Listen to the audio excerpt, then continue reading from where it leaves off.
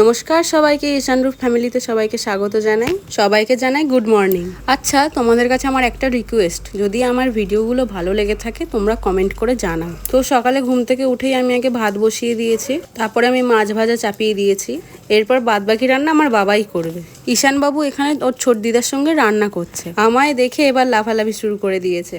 বাবা আবার আমায় ডাকলো, বাবা আমায় বলছে কুমড়োর বড়া করে দিতে। আমি বললাম না না বাবা, তুমিই করো, আমি কুমড়োর বড়া করলে তুমি আর খেতে পারবে না। তারপরে স্নান সেরে পুজো দিতে গেলাম। আমাদের বাড়িতে একটা শিব ঠাকুর আছে, শিব ঠাকুরকে স্নান করালাম। প্রথমে বাবাকে সিংহাসন থেকে নামিয়ে বাবার এই বাটিতে যে জলটা ছিল সেই জলটাকে ফেলে দিলাম। তারপর বাবাকে ঘি মধু ভালো করে মাখিয়ে গঙ্গা জল দিয়ে স্নান করালাম। তারপরে আমি একটু চন্দন বেটে নিয়েছিলাম, এই চন্দন আর একটু বেলপাতা আমি বাবার মাথায় দিয়ে দিলাম। আজ নীলষষ্ঠীর উপোস আছে, যদিও আমি করিনি নীলষষ্ঠীর উপোসটা, এটা করা উচিত কিন্তু তবুও আমি করিনি।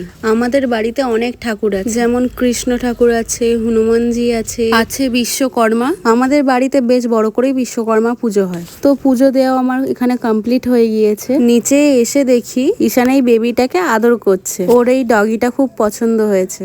যার নেই কাজ তো তার খইবাজ। আমাদেরকে একটা কাজ করতে দিচ্ছে না।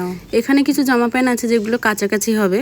ও কোনো মতে ছোট মাকে ওয়াশিং মেশিন চালাতে দিচ্ছে না। ও এখন নিজে জল ঘেটবে আর এর ভিতরে ঢুকেও বসে থাকবে। তো এই করতে করতে আমাদের সারাদিন কেটে যায়। তো আজকের ভিডিও এই অবধি। টাটা সবাইকে। ভিডিওটা ভালো লাগলে প্লিজ কমেন্ট করে জানাও, আর লাইক কমেন্ট শেয়ার অবশ্যই করো, আর সাবস্ক্রাইব করে দিও। টাটা সবাইকে। আজকের ভিডিও এই অবধি, নেক্সট ভিডিওতে দেখা হচ্ছে।